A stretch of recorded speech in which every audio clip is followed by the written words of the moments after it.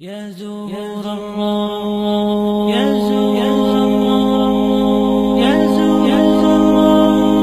يا زهور الروض من آلاف الصحاب. طور پر یہ خاوند اور بیوی کا رشتہ یہ تمام رشتوں میں سب سے اہم رشتہ ہے، سب سے بڑا رشتہ ہے، سب سے بنیادی رشتہ ہے۔ پہلا رشتہ جو اللہ تعالیٰ نے اس کائنات میں قائم کیا وہ آدم اور حوا، میاں بیوی کا پہلا رشتہ میاں بیوی کا ہے، اور جنت میں بھی رشتہ میاں بیوی کا ہی رہے گا۔ ہر آدمی اپنی بیوی کے ساتھ، ہر بیوی اپنے خاوند کے ساتھ پوری جنت میں الگ الگ رہیں گے۔ اور ابتدائے رشتہ انسانیت ہوئی ہے خاوند اور بیوی کے ساتھ۔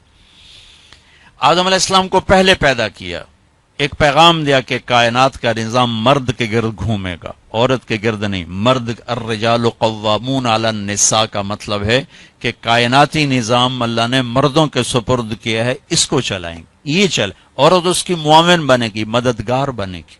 اس لیے آدم علیہ السلام کو پہلے وجود بخشا، ان کا پتلا بنایا، وہ پڑا رہا، وہ خشک ہو گیا، پھر اس میں روح ڈالی، پھر ان کو کپڑے پہنائے، پھر ان کو جنت میں ڈالا۔ اللہ نے اسی طرح حوا کا پتلا بھی بنا دینا تھا، ساتھ ہی ایک گارے کی ڈھیری بنا دیتے تو حوا کا پتلا بھی۔ اب خیال فرمائیں کہ اللہ نے عورت کو پہلے دن سے بے پرد نہیں رکھا، پہلے دن سے بے پرد نہیں رکھا۔ اللہ تعالیٰ کے ایک ڈھیری ساتھ حوا کی بناتے تو وہ کیا مسئلہ تھا، فرشتے ہی ہیں اور تو کوئی ہے نہیں، اور اللہ تعالیٰ ایک ڈھیری بنا کے چل بھائی آدم بن گیا، چل بھائی ہوں حوا بھی بنا دے، وہ بھی بن جاندی، دونوں ہی پڑے ہوتے۔ نہیں، ایسا نہیں کیا ہے، حوا کی ڈھیری نہیں بنائی، حوا کے پتلے کو بے پرد نہیں رکھا، آدم کو سلایا، آنکھ کھلی تو پہلو میں حوا کو بٹھایا ہوا تھا، پورے لباس، پوری زیب و زینت کے ساتھ۔ تو آدم علیہ السلام کہنے لگے یہ کون ہے؟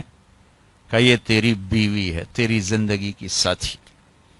اور عجب بات بتا، جنت جیسی نعمت کے باوجود آدم علیہ السلام جنت میں اداس رہتے تھے۔ ماں جی آئی تو اب بیدا دل لگا، نہیں تو جنت میں بھی اداس رہتے تھے۔ تو اللہ تعالیٰ نے نکاح پڑھایا، تو اللہ تعالیٰ نے کہا آدم بیگم کا مہر ادا کرو۔ تو یہ مہر پہلے دن سے ہے۔ مہر کیا چیز ہے؟ کسی کی بیٹی کی قیمت نہیں، وہ جو مالدار گھرانے کی بچی ہو یا کسی جھوپڑے کی بچی ہو، مہر کسی کی بیٹی کی قیمت نہیں ہوتا۔ تھوڑا رکھو یا ساری دنیا سونا بنا کے مہر بنا دو، ایک بال کی بھی قیمت نہیں۔ مہر ایک علامت ہے کہ آج کے بعد اس لڑکی کا خرچہ یہ لڑکا اٹھائے گا، جب تک وہ زندہ اور یہ نکاح قائم ہے، یہ خرچہ خاوند قوامون علی النساء، گھر کا نظام مرد چلائے گا۔ عورت گھر میں بیٹھے گی، نسل کو تیار کرے گی، تربیت کرے گی، ایک خوبصورت نسل اگلی نسل کو دے کے دنیا سے جائے گی۔ بہت بڑی جاب ہے ہماری عورت کی۔ تو اللہ نے کہا مہر ادا کرو۔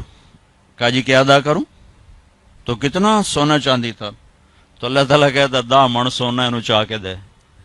تو میرے رب نے کہا آدم تیری نسل میں میرے محبوب آنے والے ہیں، ان پر ایک دفعہ درود پڑھ دے، یہ تیری بیگم کا مہر ہے۔ ابھی آپ کا تو تذکرہ ہی کوئی نہیں ہے سوائے اللہ کے، کسی کو نہیں پتا کہ میں کس کو بھیجنے والا ہوں اور کیا کرنے والا ہوں ان کے لیے، لیکن آدم علیہ السلام کو اشارہ کر دیا کہ تیری نسل میں میرا محبوب آئے گا، تو اس پہ ایک دفعہ درود پڑھ بھائی، یہ تیری بیگم کا مہر ہے۔ یہ انسانیت کا پہلا رشتہ ہے۔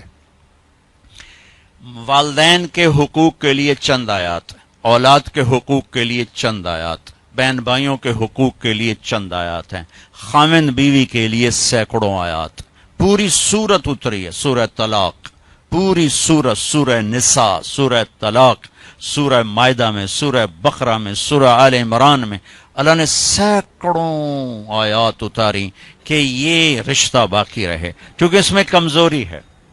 اہمیت کے باوجود اس میں ایک کمزوری ہے کہ ایک بول پہ ٹوٹ جاتا، باقی رشتہ ٹوٹتا نہیں۔ میں اپنی ماں کا فرما بردار ہوں یا نافرمان ہوں، ماں بیٹے کا رشتہ نہیں ٹوٹتا، باپ کا باغی ہوں یا باپ کا خدمت گزار ہوں، یہ رشتہ نہیں ٹوٹتا، بھائی سے لڑا ہوا ہوں یا صلح ہے، یہ رشتہ نہیں ٹوٹتا، لیکن خاوند اور بیوی کا رشتہ ایک بول پہ ٹوٹ جاتا۔ میرے نبی نے فرمایا علی طلاق سے بچنا، جب طلاق دی جاتی ہے تو اللہ کا عرش کانپ اٹھتا ہے، اللہ کا عرش کانپ اٹھتا ہے جب بے جا طلاق دی جاتی۔ ضرورت کے تحت تو طلاق رکھی گئی، لیکن جیسے آج کل کی طلاقیں ہو رہی تو اللہ کا عرش کانپ اٹھتا ہے۔ میں اسلام آباد سے آ رہا ہوں سے، تو وہاں ایک بچی ملی مجھے، کہا کہ مجھے طلاق ہو گئی، کہ سسرال والوں کا تیرے ابے گڈی تو دیتی کوئی نہیں، چل واپس، اور خود وہ ڈاکٹر ہے جی، طلاق ہو گئی۔ تو اس طرح جب ظلم و ستم ہوتا ہے تو پھر اللہ کا عرش کانپ اٹھتا ہے۔ تو یہ رشتہ کیسے گزارنا ہے کہ زندگی خوبصورت ہو جائے؟ کیونکہ میری بات سن لیں غور سے، آپ مالدار لوگ بیٹھے ہیں، پیسے سے آپ زندگی کو خوبصورت نہیں بنا سکتے، گھر خوبصورت بنا سکتے ہیں، گاڑی خوبصورت لے سکتے ہیں، زیور خوبصورت خرید سکتے ہیں، زندگی کی خوبصورتی کا تعلق ان چیزوں سے نہیں ہے۔